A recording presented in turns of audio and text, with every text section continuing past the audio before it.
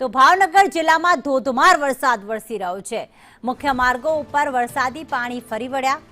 Nilambag dairy road પર ઘૂંટણસમાં પાણી ભરાયા છે। માર્ગની બંને સાઈડ જળબંબાકારની સ્થિતિ સર્જાઈ છે। રસ્તાઓ જળબંબાકાર થતા વાહન ચાલકોને અહીંયા હાલાકી પડી રહી છે।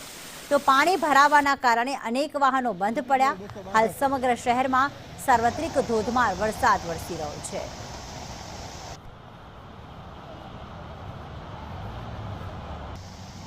ભાવનગરની તમામ વિગતો માટે મયુર દવે અમારી સાથે જોડાઈ ગયા છે। મયુર, ભાવનગરના કયા કયા વિસ્તાર છે કે જ્યાં વધુ વરસાદ પડ્યો છે અને પાણી ભરાઈ જવાના દ્રશ્યો જોવા મળ્યા?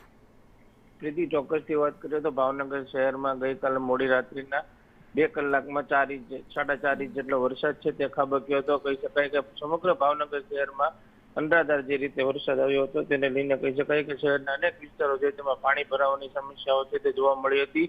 મનપાની જે પ્રી મોન્સૂન કામગીરી છે તેની ઉપર પણ અનેક સવાલો છે તે ઉભા થયા હતા। ખાસ કરીને મહત્વનું કહી શકાય કે ભાવનગર રાજકોટનો જે હાઈવે આવેલો છે, જે ભાવનગરથી રાજકોટને જોડતો માર્ગ છે, ભાવનગરનું પ્રવેશ દ્વાર ગણી શકાય તેવું માર્કેટિંગ યાર્ડથી નારી ચોકડી સુધીના જવાના રસ્તા ઉપર એક સાઈડ રસ્તા ઉપર પાણી ભરાઈ જતા લોકોને છે તે ભારે હાલાકી ભોગવવાનો વારો આવ્યો હતો। વાહન ચાલકો છે તેમને પણ પરેશાન વેઠવાનો વારો આવ્યો હતો। આભાર મયુર તમામ વિગતો માટે।